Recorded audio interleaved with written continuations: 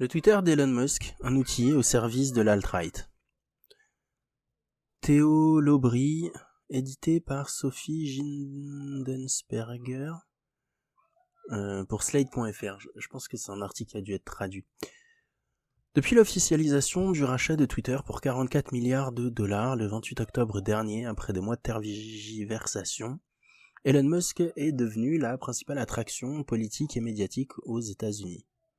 Fort de près de 120 millions d'abonnés sur l'un des réseaux sociaux les plus importants, le milliardaire multiplie les annonces et les sorties controversées, à tel point que son utilisation compulsive de la plateforme rappelle celle de l'ex-twitto le plus célèbre, Donald Trump, et inquiète les actionnaires de Tesla. Celui qui expliquait il y a quelques semaines avoir procédé à cette acquisition pour aider l'humanité, en bon techno-solutionniste messianique, révèle peu à peu un autre objectif, la lutte contre tout ce qui touche de près ou de loin au progressisme et la promotion du confusionnisme apprécié des sphères de l'alt-right, l'extrême droite américaine. Si tout ceci était attendu, pour peu que l'on se soit intéressé à l'évolution du personnage, la vitesse de mise en œuvre a de quoi surprendre. Cette hyperactivité en ligne, doublée d'une gestion chaotique, entache sérieusement l'image de génie visionnaire qu'il avait réussi à façonner ces 15 dernières années.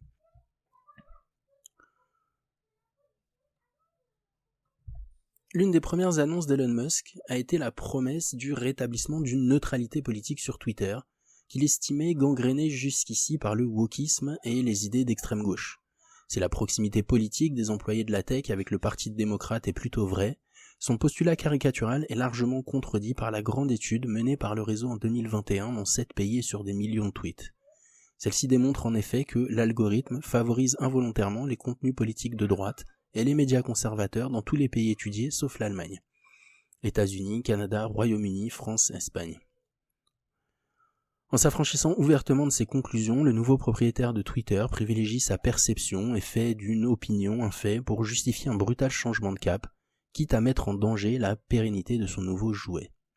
Cette erreur volontaire d'analyse, qu'on pourrait aisément qualifier de manipulation, guide en grande partie la stratégie hasardeuse et partiale d'Elon Musk depuis maintenant quasiment 2 mois. Elle explique aussi pourquoi toutes les mesures annoncées semblent être très largement favorables à la droite radicale. Du rétablissement des comptes bannis dans la foulée d'un sondage en ligne à la volonté de réduire la modération à son strict minimum, en passant par la certification payante à $8 par mois sans contrôle d'identité et la suspension de comptes de journalistes couvrant son actualité, le Chief Tweet, comme il se surnomme, donne tous les outils aux mouvances extrémistes et aux complotistes pour s'épanouir pleinement sur la plateforme et renforce la désinformation déjà très présente par le passé. Le positionnement politique d'Elon Musk ne fait plus aucun doute depuis qu'il s'est prononcé en faveur de la candidature présidentielle du gouverneur républicain de Floride et ex-protégé de Donald Trump, Ron DeSantis. Un changement de camp pour celui qui affirme avoir toujours voté démocrate, mais qui se dit déçu par l'ancrage trop à gauche de l'administration Biden et révulsé par le wokisme, mot valise qu'il ne définit jamais. Son attitude pourrait s'expliquer, en moins en partie, par le fait que la Maison-Blanche a snobé Tesla lors d'une cérémonie faisant la promotion des voitures électriques en août 2021, mais aussi par le fait que l'une de ses filles ne lui adresse plus la parole, ouvrez les guillemets, à cause des néo-marxistes dans les universités. Fin de citation. Ce soutien et ces critiques ont de quoi interroger alors qu'Elon Musk s'en prend quotidiennement à l'ancienne direction pour sa supposée partialité. En plus de mener une politique plutôt favorable à la sphère réactionnaire et soutenir un candidat ultra-conservateur, le milliardaire semble se réjouir de tout ce qui pourrait impacter négativement le Parti démocrate. Il a par exemple salué le changement d'étiquette de la très controversée sénatrice d'Arizona Kyrsten Sinema, devenue indépendante après avoir été élue en 2018 avec le logo démocrate et sur des positions marquées à gauche, qu'elle a renié ensuite pour satisfaire ses donateurs, une décision dans l'intérêt du peuple selon lui. Mais ce n'est pas tout. La saga des Twitter Files, une opération dite de transparence visant à rendre publics les documents internes de l'ancienne direction au sujet de la modération, semble aussi avoir été pensée en partie pour déstabiliser les démocrates. S'il ne révèle absolument rien qui puisse directement mettre ces derniers en difficulté, le feuilletonnage, la promotion et l'orientation de ces dossiers Twitter, ainsi que les sous-entendus d'Elon Musk en font des outils politiques mis à la disposition de l'opposition pour corroborer le narratif d'une censure favorable à la gauche. Quand on les étudie d'un peu plus près, Il montre surtout les difficultés auxquelles ont été confrontées les équipes de modération lors de la campagne électorale pour la présidentielle de 2020, dans un contexte inédit fait de complotisme, de désinformation, de menaces, d'incitation à l'insurrection qui ont débouché sur l'attaque contre le Capitole. Si l'on peut légitimement s'interroger ou critiquer le processus décisionnel et l'architecture de modération du réseau post-Musk, le passage sous silence des événements ayant entraîné certaines censures par les journalistes sélectionnés par le nouveau patron de Twitter pour publier cette série interroge. On notera aussi que les employés encore en place, après la grande vague de licenciements, sont désormais menacés de poursuites judiciaires s'ils livrent des informations à la presse sur la gestion d'Elon Musk. La transparence totale, oui, enfin à condition qu'elle ne concerne pas l'actuelle direction.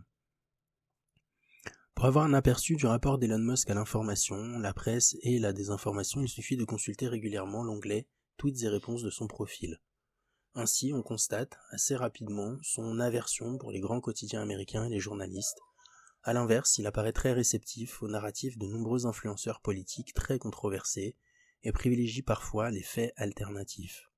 L'exemple le plus marquant à ce sujet est la diffusion d'un article issu d'un blog ouvertement complotiste, le Santa Monica Observer, en réponse à un tweet d'Hillary Clinton sur l'agression du mari de l'élu démocrate Nancy Pelosi par un théoricien du complot à San Francisco.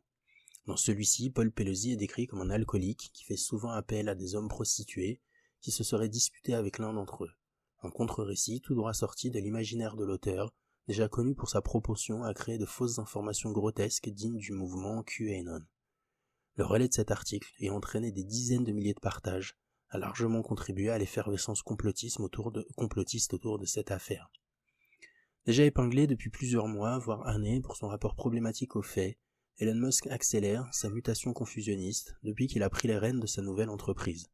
Sa dernière cible n'est autre que le docteur Anthony Fauci, ancien directeur de l'Institut national des allergies et maladies infectieuses et conseiller sanitaire des présidents Trump et Biden. Détesté par la complosphère à l'extrême droite depuis le début de la pandémie, Fauci est régulièrement menacé de mort et vit sous protection policière, en partageant à ses 120 millions d'abonnés des photomontages douteux, en laissant entendre par le biais d'un tweet qu'il mérite d'être traîné devant les tribunaux, en reprenant des éléments de langage extrémistes. Elon Musk excite un peu plus la frange la plus radicale de la droite américaine. Surtout, il lui donne le feu vert pour continuer sa campagne de harcèlement. Cette méthode a aussi été employée contre l'ancien directeur de la sécurité de Twitter, Yoel Roth, qui a dû déménager après qu'Elon Musk a laissé entendre qu'il avait plaidé pour la sexualisation des enfants dans sa thèse universitaire, ce qui est faux. Pour conclure, rappelons qu'en 2018, le personnage principal de cet article se disait en faveur de la régulation des réseaux sociaux pour lutter contre la désinformation. Normalement, je ne suis pas un défenseur de la réglementation et de la supervision, mais c'est un cas où il y a un très grave danger pour le public.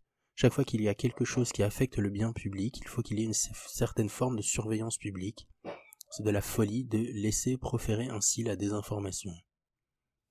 Donc ça, c'était une citation d'Elon Musk de 2018.